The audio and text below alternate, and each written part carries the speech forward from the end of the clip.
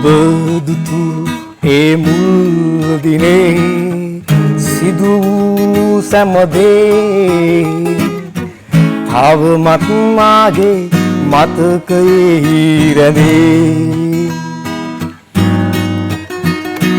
නෙත් යුග මා දෙස යොමා මාගේ මියූ ලැසියේ කුමක් කියන්නටද සැරසුනේ.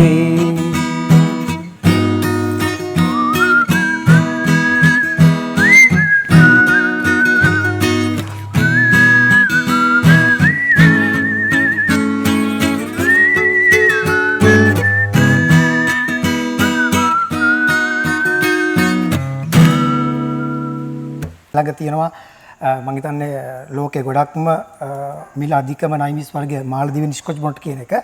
ඉතින් ඒක ගත්තාම කරල ගොඩක් බරයි. ඒ වගේම සුවඳයි. එක්ස්පෝර්ට් ලෙවල් එකෙන් කරන කෙනෙකුට අපිට පුළුවන් මේක ග්‍රීන් හවුස් එකක් පාවිච්චි කරලා. එතකොට මොකද වෙන්නේ? පලි කෘමීන්ගේ තියෙන හානිය අඩු වෙනවා. අපිට නියමිත හරි ආර්ද්‍රතාවය දිගටම පවත්වා ගැනීමේ හැකියාව තියෙනවා. එතකොට නිකම්ම මේකේ තියෙන ක්වොලිටි එක කවදාවත් හීන වෙන්නේ නැහැ. නමුත් අර අපි ග්‍රීන් හවුස් එකකත් යම් යම් ක්‍රමවේද ලෙඩ එන්න පුළුවන්. ඒ වුණාට අපිට මේකේ අර තියෙන එක්ස්පෝර්ට් ලෙවල්ට යන්න පුළුවන් ක්වොලිටිය එක ගානටම රඳා පවත්වා ගන්න පුළුවන්. ඒ වගේ ලොකු ආයෝජනයක් යනවා. ලොකු ආයෝජනයක් මුලින්ම කරන්න ඕනේ. ඉතින් ඒ පැත්ත හැබැයි යම් දවසක ලබා ගන්න පුළුවන්. ඒක ආයෝජනයක්. අපි මහලු ගණන් වලට යන්න ඕනේ. අපි අවම රේට් එකේ තියෙන රුපියල් 500. එහෙම වොත්තෙම අපිට පුළුවන් කිලෝ 150 කියන්නේ මාසෙකට රුපියල් 75000ක මුදල ලේසියෙන් ගන්න උපයා ගන්න පුළුවන්. ආයුබෝවන් ගැමියා YouTube channel එකට බොහොම සාදරයෙන් පිළිගන්නවා. ඉතින් මං අද ඇවිල්ලා තියෙන්නේ මේ ලස්සන ප්‍රදේශයකට. ඉතින් මේ කොහෙද කිව්වොත් ලස්සන කඳු, පන්ති, දියැලි හැම දෙයක්ම තියෙන ලස්සන සුන්දර ප්‍රදේශය. මේ බුලත් කොහු පිටියට. ඉතින් ඇත්තටම දැන් ඔබ දකින්න ඇති ඒ මියුසික් එක. ඉතින් ඒකට දැන් කලාවට ආදරය කරන කෙනෙක් කියලා ඔබ සමහරට රැවටෙන්නේ නැති. ඉතින් ඇත්තටම ඒ කලාවටත් සම්බන්ධ ඒ වගේම මේ ලස්සනට වගාව කරන ඉතින් වගාවෙන් කෙනෙක්ට ආදායමක් ලබන්න නම් ඒකටත් පැල තියෙන මේ තැනකට තමයි මං ඇවිල්ලා ඉන්නේ. ඉතින් මම මුලින්ම මෙතන ඉන්නවා සමන්ත මහත්තයා. ඉතින් අපි එතුමගෙන් මුලින්ම අහමු අපේ හිතවතුන් වෙනුවෙන් පොඩ්ඩක් කියන්න මේ ඔබතුමා මොකද්ද දැන් ඒ කලාව සම්බන්ධයෙන් ඔබතුමා කරන දේත් පොඩි අදහසක් දෙමු මේ වගාව ගැන. ඇත්තටම මම වගා ශාස්ත්‍රයට නම් මේ වගේ ලොකු දෙයකට නම් ආයි ළඟදී නමුත් අපි ලංකාවම දන්නේ නම් මම සංගීත ශිල්පියෙක් විදිහට ලංකාවේ ගොඩක් සංගීත බෑන්ඩ් වල ඕගන් වාදන ශිල්පියෙක් විදිහට කටයුතු කරා. නමුත් ඒ කාලේ ඉඳන්ම වගාවට නැඹුරු වෙලා හිටියේ. ඉතින් නමුත් මේ මෑත කාලේ ලොකු ප්‍රවණතාවයක් ආවා මේ නයිමීස් වගාව කියන එකට. ඉතින් ඒකට ගොඩක් කට්ටියට උදව්වක් වශයෙන් ඒකගේම වගා උපදෙස් එක්ක ස්කොච් බොනට් කියන නයිමීස් වගාවට යොමු වුණා. ඉතින් තව දෙයක් තමයි දැන් සාමාන්‍යයෙන් හැමෝම ඒ කියන්නේ ගොඩක් ලාභයක් ගන්න වගාවක් නම් අනිවාර්යෙන් මිරිස් වර්ග වලට යනවා. මොකද මිරිස් වර්ග එළියේදී ගොඩක් එක ලෙඩ වර්ග එන හින්දා ටිකක් වැඩි රේට් එකකට තමයි විකිණෙන්නේ. ඉතින් ඒ හින්දා මහා පරිමාණයෙන් වගාවට අත ගහන අය මේ මිරිස් වගාවට යනවා. ඉතින් ඒකෙත් ඔය මාළු මිරිස්, අමු මිරිස් ඊට අමතරව මේ නයි මිරිස් වගාවට ගොඩාක් දෙනෙක් ප්‍රබලව උනන්දු දක්වනවා. හැබැයි ඒකත් සමහර විට දැන් මම දන්න විදිහට ඒක වුන් තේරුමක් නැතුව අර රැල්ලට තමයි කරන්නේ. ඔබතුමා ළඟ මේ නයි මිරිස් ප්‍රභේද වලින් වටිනා වර්ග තිබුණා. ඒ කියන්නේ බරෙන් වැඩි, සුවඳින් වැඩි, රසයෙන් වැඩි වර්ගත්.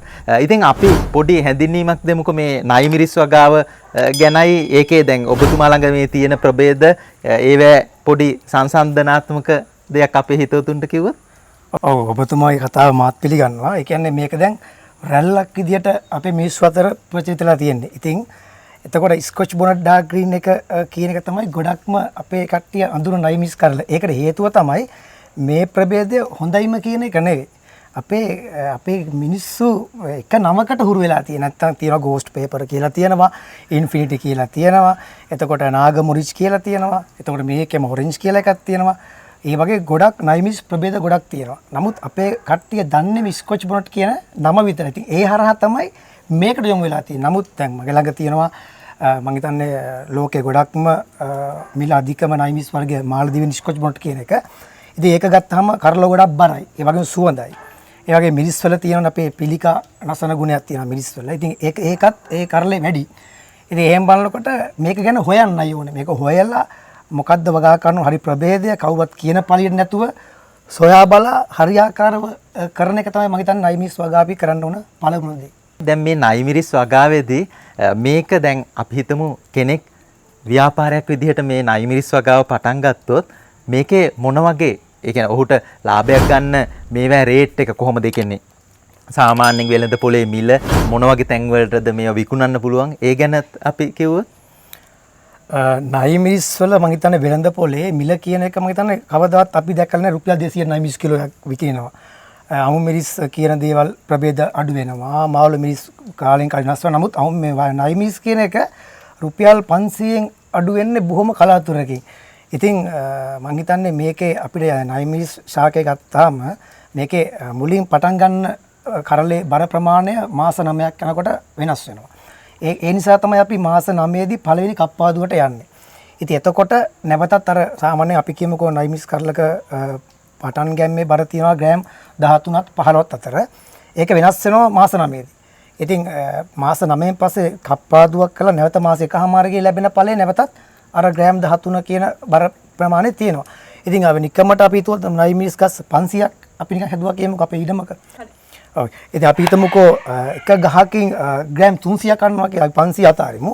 ග්‍රෑම් 300ක් කෙරුවොත් ගස් 500න් අපිට කඩන්න පුළුවන් මාසෙකට කිලෝ 150ක්.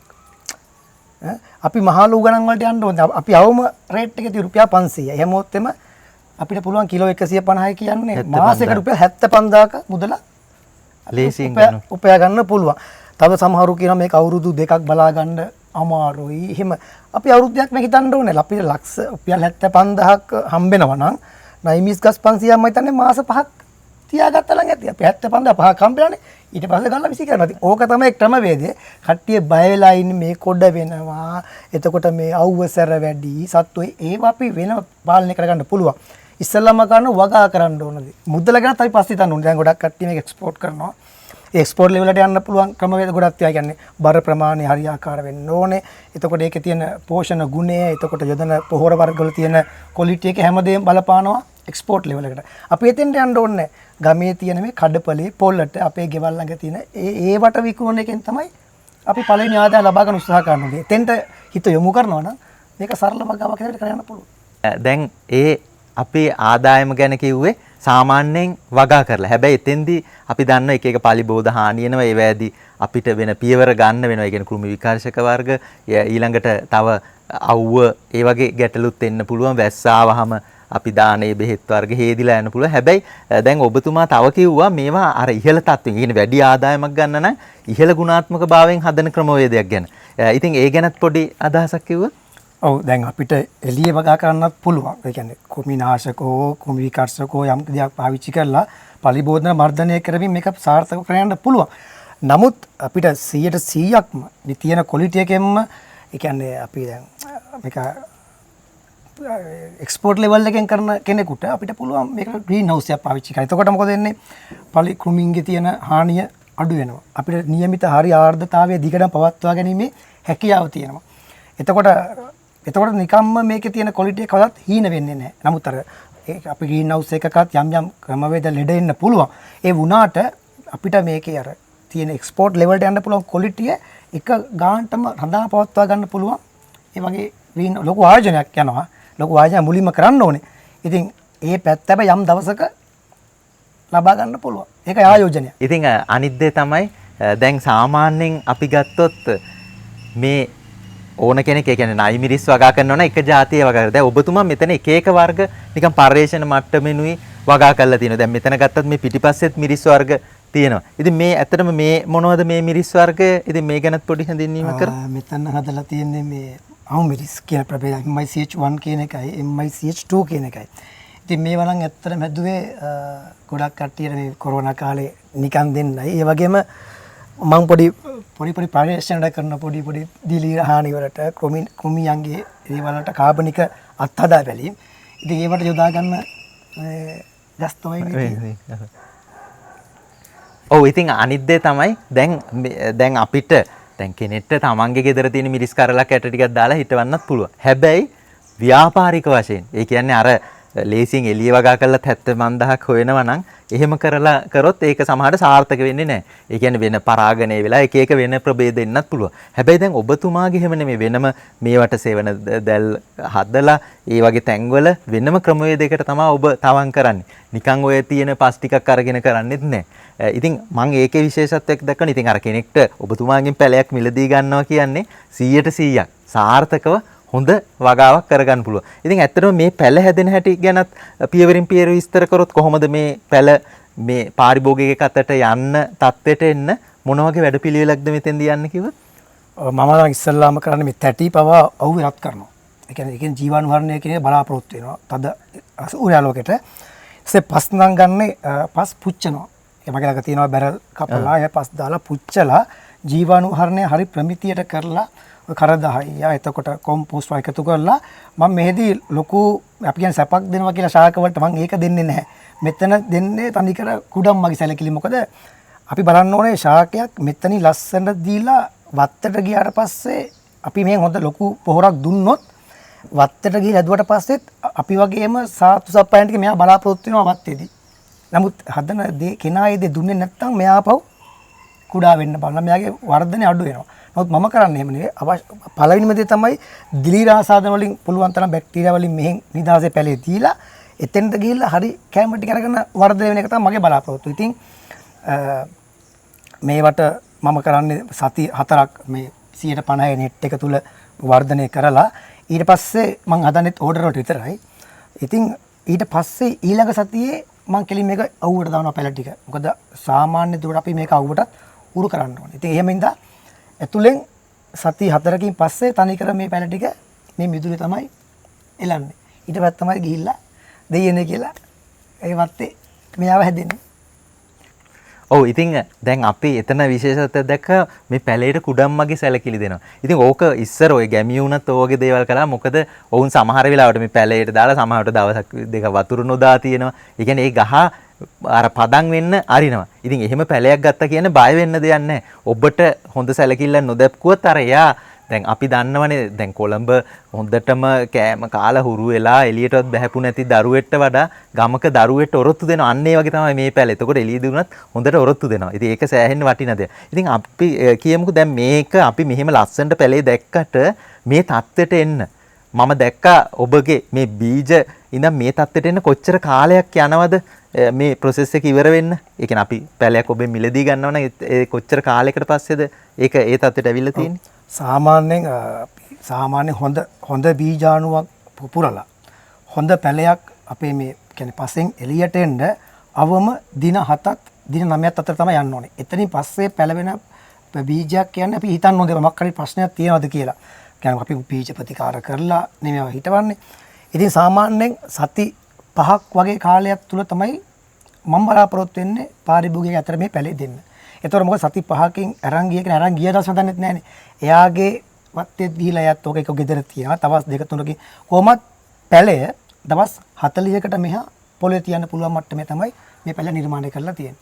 හිතමු කොළඹ පැත්තේ ප්‍රදේශයක නාගරිකව ඉන්න කෙනෙක්ට ලොකු ඉඩක් නැහැ. අක්කර ගන්න ඉඩක් නැහැ. ඒ වගේම ලේබර් කොස්ට් එකත් වැඩි. ඒ කියන්නේ වැඩට කවුරු හරි ගත්තොත් එතනත් ලොකු වියදමක් දරන්න වෙනවා. හැබැයි ඔවුනුත් ආසයි මේ වගේ දෙයක් වගා කරලා ගෙදර පරිභෝජනයටත් තරම වසවිස නැතුව තමන්ගේ ගෙදරට පරිභෝජනයට අමතරව ඒවා විකුණලා වැඩි ආදායමකුත් ගන්න. හැබැයි එහෙම කෙනෙක්ට දැන් මම හිතනවා දැන් අපි හිතමු ගෘහණියක්. දැන් එයාට උද්දලු අරගෙන කොටාගෙන එළිය සුද්ධ කර කරදරයි කරන්න. ඉතින් ඒ වගේ කෙනෙක්ට මේ මිරිස් පැලයක් හිටවන්න ක්‍රම තියෙනවද? ඔව්. අපි මේ වෙලාවට කරන්න ඕනේ අපි ගන්නවා ග්‍රෝ බෑග් එකක්. අපි එහෙමත් ගන්න අමාරු නම් තියෙන හාල් කවර ඔය කිලෝ 5 ගොඩක් මං හිතන්නේ කොළඹ පැත්තම ගන්නේ ඔය 5 හාල් පැකට්නේ. ඒක අයින් කරපු ඉස්සුරයක් ගත්තා. අවශ්‍ය මේ මීඩියා එක අපි දන්නවනේ පුරව ගත්තා. ඒ පැලේ හිටෙව්වා. හිටවල ඉවරලා දැන් වල් එනවා නම් එයා අපි කියමු හවස 4-5ට ඕෆ් වෙලා යන කෙනෙක් රාජකාරියක් කරන කෙනෙක් කියලා. ලේබර් කෙනෙක් වැඩක් කරන්න නැහැ. ඉතින් ඒ නිසා එයාට පුළුවන් කෙලින්ම බීමට ඉටි කොලයක් එල්ලුවා. කවරේ තිබ්බා පැලේ හිටෙව්වා. ලංකාවේ සත්තු කන්ටය තියෙන. ළමෙක් දරුවෙක් හදන වගේ තමයි. අනික ඒකේ මානසික සුවයකුත් වෙනවා ඒ ගෙඩි කාද. මේකේ උදේට වුණත් දැන් මම වුණත් මගේ වත්තේ වුණත් උදේට තේක බොනකොට මේ වගේ තැනකට තේකක් බොනකොට ඒ ලැබෙන මානසික සුවේ කියලා නිම කරන්න බෑ. දැන් ඔබතුමා නම් අනික දැන් මම දැක්ක මේ වත්තපුර එක එක වර්ග වගා කළගේ මිරිස් විතර නේ පූවක් වර්ග. ඉතින් මේ අනිත් වගා ගැනත් පොඩි අදහසක් කිව්ව. දැන් මෙතන නම් ලොකු ඉඩ කඩක් තියෙනවා ලස්සන ප්‍රදේශයක් දේශගුණේ හොඳයි. ඉතින් ඔබතුමා මේ අනිත් වගා මොනවද කරලා තියෙන්නේ? මම මේකේ හදලා තියෙනවා රටපුවක් හදලා තියෙනවා. එතකොට කුරුඳු හදලා තියෙනවා. එතකොට ගම් මිරිස් හදලා තියෙනවා. කරාඹු තියෙනවා. යටි දෙයක් නෑ අවශ්‍ය කහ තියෙනවා. හැමදේම මත හැබැයි මෙහෙම තියෙනවා. මේක පෙලක් කට්ටිය කරන ගොඩක් ඔය කුරුඳු වගේ දේවල් මේ පැත්තට හරියන්නේ නැහැ කියලා. හැබැයි අපි දැනගන්න ඕනේ මේ ක්‍රමවේද හයිට කරගත්තොත් අපිට දැන් කුරුඳු තියා මම හිතන්නේ අඩි 6ක් විතර උසයි. මෙහි හැදිලා තියෙන මේ සබරගමුයි. ඉතින් අනිවාර්යයෙන් ඒක අපි තේරුම් ගන්න ඕනේ. අපි හදන පැලේට මොකද්ද කරන්න ඕනේ? අපි මොකද්ද හදන පැලේ? මෙයාට ඉල්ලන්නේ මොනවද? අවුවද, වැස්සද?